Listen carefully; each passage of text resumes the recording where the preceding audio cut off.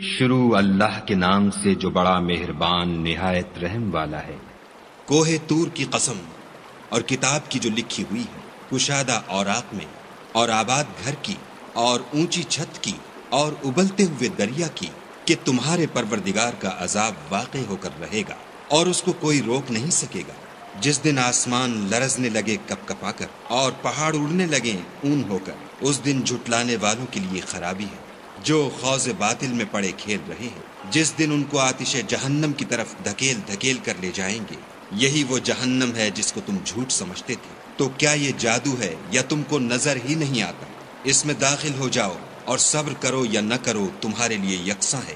جو کام تم کیا کرتے تھے یہ انہی کا تم کو بدلہ مل رہا ہے۔ جو پرہیزگار ہیں وہ باغوں اور نعمتوں میں ہوں گے۔ جو کچھ ان کے پروردگار نے ان کو بخشا اس کی وجہ سے خوشحال، اور ان کے پروردگار نے ان کو دوزخ کے عذاب سے بچا لیا۔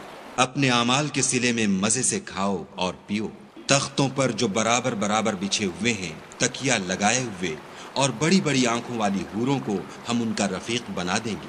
اور جو لوگ ایمان لائے اور ان کی اولاد بھی راہ ایمان میں ان کے پیچھے چلی، ہم ان کی اولاد کو بھی ان کے درجے تک پہنچا دیں گے اور ان کے اعمال میں سے کچھ کم نہ کریں گے۔ ہر شخص اپنے اعمال میں پھنسا ہوا ہے، اور جس طرح کے میوے اور گوشت ان کا جی چاہے گا ہم ان کو عطا کریں گے۔ وہاں وہ ایک دوسرے سے جام شراب جھپٹ لیا کریں گے، جس کے پینے سے نہ ہذیان سرائی ہوگی نہ کوئی گناہ کی بات۔ اور نوجوان خدمتگار جو ایسے ہوں گے جیسے چھپائے ہوئے موتی ان کے آس پاس پھریں گے، اور ایک دوسرے کی طرف رک کر کے آپس میں گفتگو کریں گے، کہیں گے کہ اس سے پہلے ہم اپنے گھر میں خدا سے ڈرتے رہتے تھے، تو خدا نے ہم پر احسان فرمایا اور ہمیں لو کے عذاب سے بچا لیا۔ اس سے پہلے ہم اس سے دعائیں کیا کرتے تھے، بے شک وہ احسان کرنے والا مہربان ہے۔ تو اے پیغمبر صلی اللہ علیہ وآلہ وسلم، تم نصیحت کرتے رہو، تم اپنے پروردگار کے فضل سے نہ تو کاہن ہو اور نہ دیوانے۔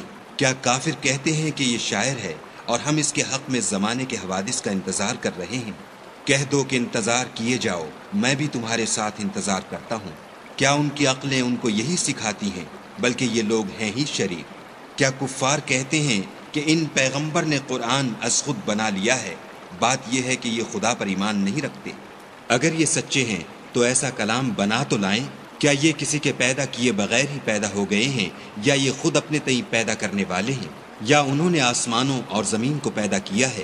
نہیں، بلکہ یہ یقین ہی نہیں رکھتے۔ کیا ان کے پاس تمہارے پروردگار کے خزانے ہیں، یا یہ کہیں کے داروغہ ہیں، یا ان کے پاس کوئی سیڑھی ہے جس پر چڑھ کر آسمان سے باتیں سناتے ہیں؟ تو جو سناتا ہے وہ صریح سند دکھائے۔ کیا خدا کی تو بیٹیاں اور تمہارے بیٹے؟